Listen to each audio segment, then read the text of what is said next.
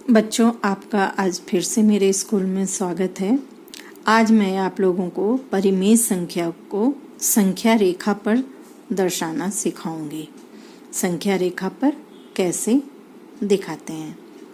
जैसे कि आप जानते हैं, संख्या रेखा ऐसी होती है, बीच में 0, उसके दाईं तरफ 1 2 3 4 और बाईं तरफ -1 -2 -3।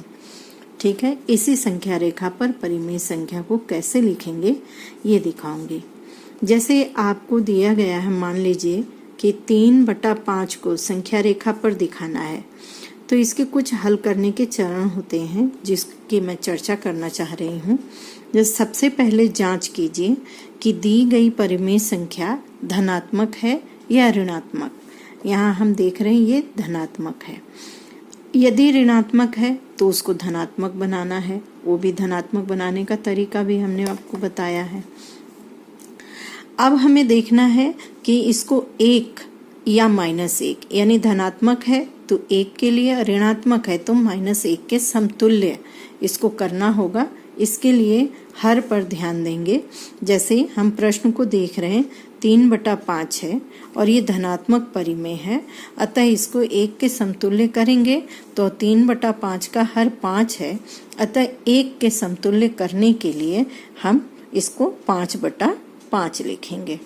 क्योंकि जब हम 5/5 को काट देंगे तो वो 1 ही आएगा।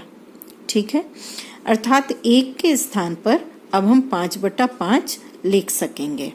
ठीक है, अतः दी गई परिमेय संख्या 3/5 को 0 से 1 के बीच कहीं पर होगी। क्यों? क्योंकि हम 1 पर जब 5/5 लिखेंगे, जैसे ये 0 है और हम 1 के पास में हम 5/5 लिख रहे हैं, तो इसका मतलब कि 3/5 इस 0 से लेके 5 के बीच में कहीं होगा।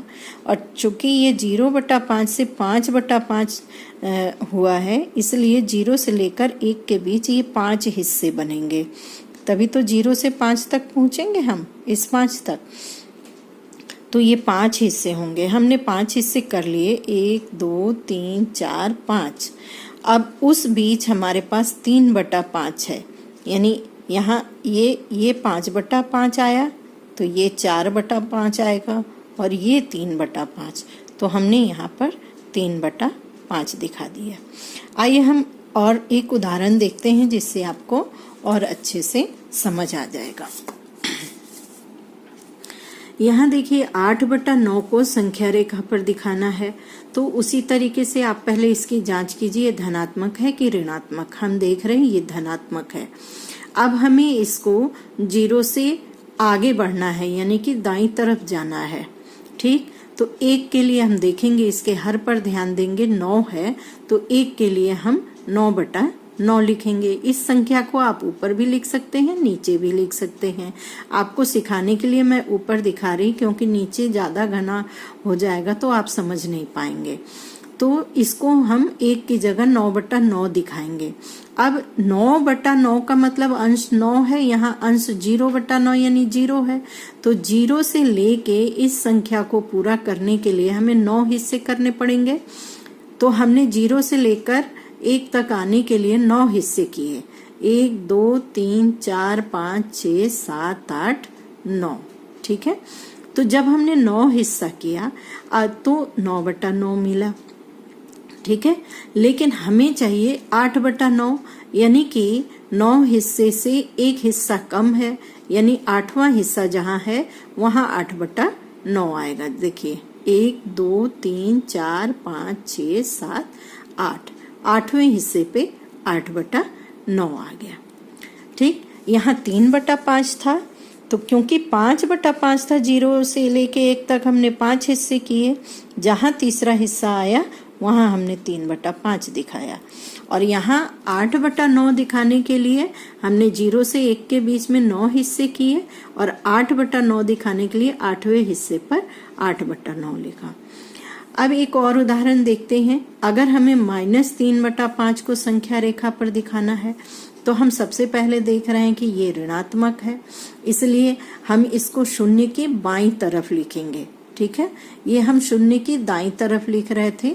अधिक नंबरों को दिखाना था हमें, इसके हिस्से ज्यादा करने थे, इसलिए हमने 0 को इधर रखा और दाहिने हिस्से को ज्यादा जगह दी और बाएं हिस्से को हमने कम जगह दिया। ठीक है, यहाँ मैंने दोनों तरफ बराबर जगह दिया था तो बहुत छोटे छोटे खाने हो रहे थे। खाने बड़े करने के लिए हम जरूरत के हिसाब से शून्य को दिखा लेंगे। ठीक है, अब देखिए, अब इसमें -3/5 को जब हम दिखाने चल रहे हैं तो इसमें हर कितना है, 5 है। सबसे पहले हर तो धनात्मक है, इसलिए हमें इसको धनात्मक आवश्यकता ही नहीं है अब करने की। 5 है तो हम इसको 5/5 मान के 1 की जगह 5/5 रखेंगे, क्योंकि ऋणात्मक की तरफ आए तो हमने 0 यहाँ लेकर के इधर के धनात्मक को हमने कम कर दिया जगह। ठीक है, इस धनात्मक को हमने कम कर दिया और 0 की तरफ इधर ज्यादा जगह ली। जब हम 0 से 1 के जगह पर आए तो यहाँ हमने, क्योंकि हर 5 है तो ऊपर भी हमने 5 ले लिया, -5/5।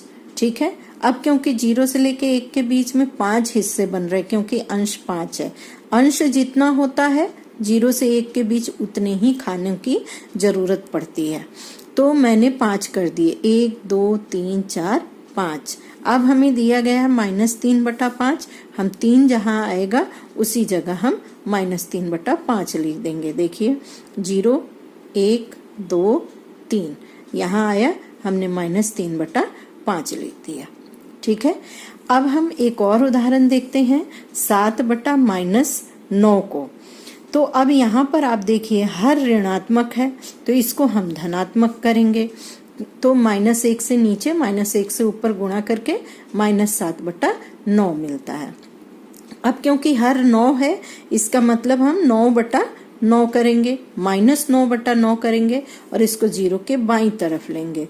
तो हमने 0 यहाँ लिया और धनात्मक के लिए हमने कम जगह छोड़ी। ठीक है, और ऋणात्मक के लिए बहुत जगह छोड़ी और ज्यादा चौड़े हिस्से लिए, क्योंकि हमारा अंश 7 आ रहा है। तो 7 आ रहा है, लेकिन इसको 1 करने के लिए -9/9 कर रहे हैं। इसका मतलब यहाँ अंश -9 आया है, तो 0 से 1 तक आने के लिए हमें 9 हिस्से करने होंगे। देखिए 0 1 2 3 4 5 6 7 8 9, तो इतने हिस्से करने के बाद जहां पर -7/9 है वहां हम ये संख्या लिख देते हैं। क्या है, 0 1 2 3 4 5 6 7।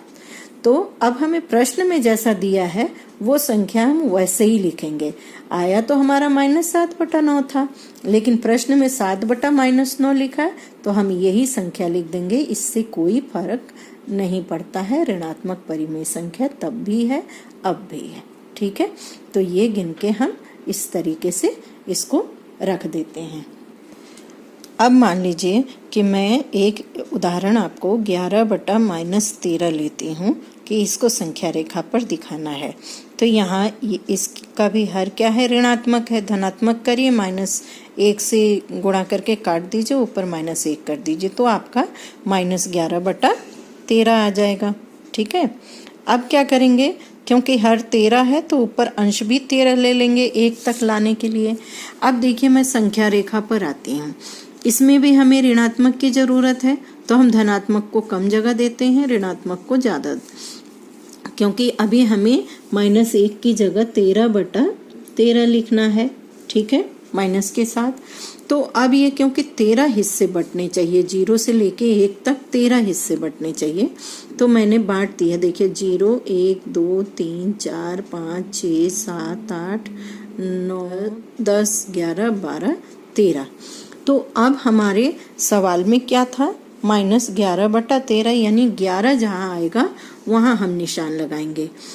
0 1 2 3 4 5 6 7 8 9 10 11, यानी हम इस जगह निशान लगाएंगे और लिखेंगे 11/13।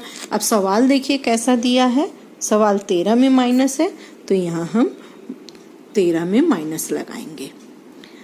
आ गया बच्चों समझ में? ठीक है, अगर आपको समझ आ गया है बच्चों, तो आप मेरे चैनल को सब्सक्राइब कर लें लाइक कर लें और शेयर करें जिससे सभी बच्चे इसका फ़ायदा उठाएं। धन्यवाद।